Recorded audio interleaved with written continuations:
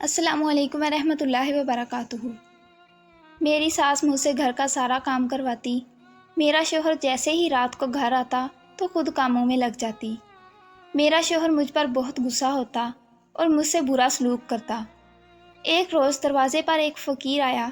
فقیر نے مجھے ایک ڈبہ دیا اور کہا یہ اپنی ساس کے کمرے میں رکھ دے، تیری قسمت بدل جائے گی، مگر خبردار اسے کبھی کھول کر نہ دیکھنا ورنہ غضب ہو جائے گا۔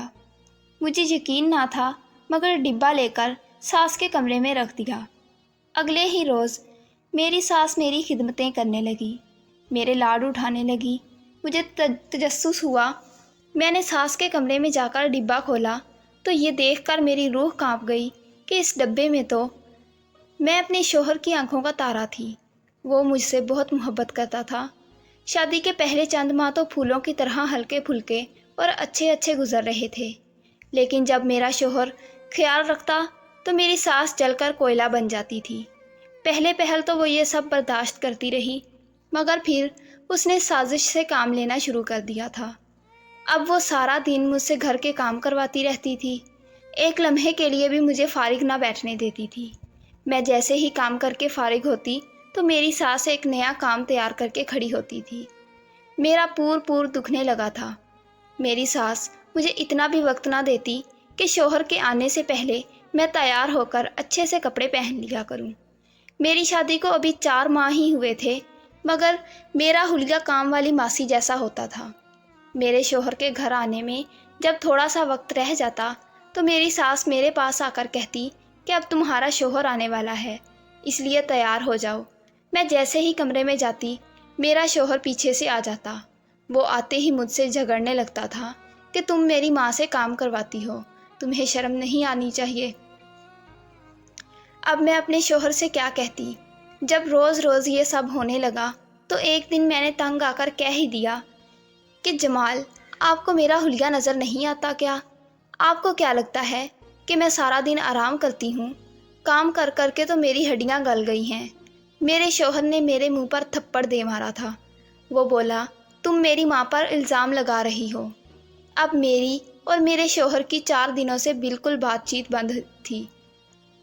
میری ساس تو اب شیرنی بن گئی تھی، جبکہ میں سارا دن آنسو بہاتی رہتی تھی۔ ایک دن میں یوں ہی تو رو رہی تھی کہ دروازے سے فقیر کی صدا بلند ہوئی۔ میں نے جلدی سے پیسے اٹھائے اور فقیر کے پاس لے گئی۔ وہ میری سرخ آنکھیں دیکھ کر بولا، لگتا ہے ساس نے ناک میں دم کر رکھا ہے، یہ ڈبہ لے لو۔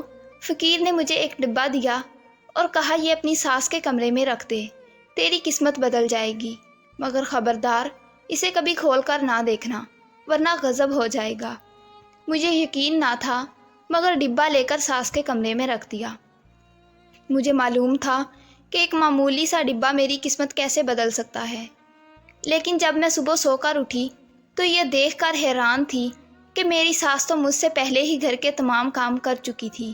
مجھے دیکھ کر میری ساس میرے پاس بھاگ کر آئی اور بولی، میری بیٹی، میں ناشتہ بنا دوں کیا؟ میری ساس میری خدمتیں کرنے لگی، میرے لاڈ اٹھانے لگی۔ مجھے تو حیرت کا شدید جھٹکا لگ گیا تھا۔ میں نے سوچا کہ آخر کھول کر تو دیکھوں کہ اس ڈبے میں کیا ہے۔ جیسے ہی میری ساس آگے پیچھے ہوئی تو میں نے وہ ڈبہ کھول کر دیکھا تو میں یہ دیکھ کر دنگ رہ گئی کہ اس میں تو میرے شوہر کی رپورٹس تھی، جس میں یہ لکھا تھا کہ میرے شوہر کا کینسر آخری سٹیج پر ہے۔ میں تو یہ دیکھ کر رونے لگی تھی۔ میں ساس کے کمرے سے باہر نکلی تو جمال آفس سے آ چکے تھے۔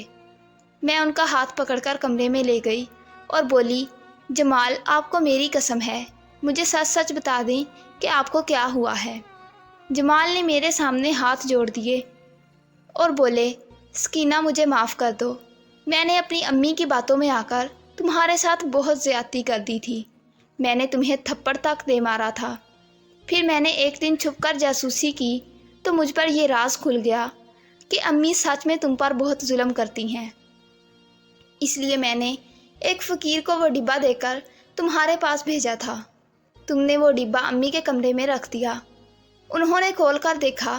جب انہیں معلوم ہوا کہ ان کا اکلوتا بیٹا مرنے والا ہے تو وہ تمہارے ساتھ اچھی ہو گئی۔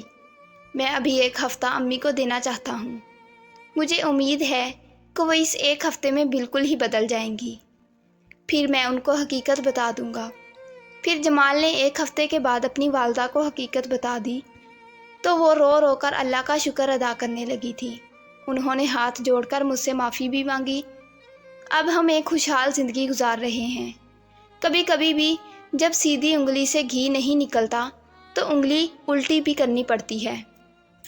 ویڈیو اچھی لگے تو ویڈیو کو لائک کر دیں، اور اگر ابھی تک آپ نے میرے چینل کو سبسکرائب نہیں کیا تو میرے چینل کو سبسکرائب کر دیں۔ ملتے ہیں ایک نئی ویڈیو میں، تب تک کے لیے اللہ حافظ۔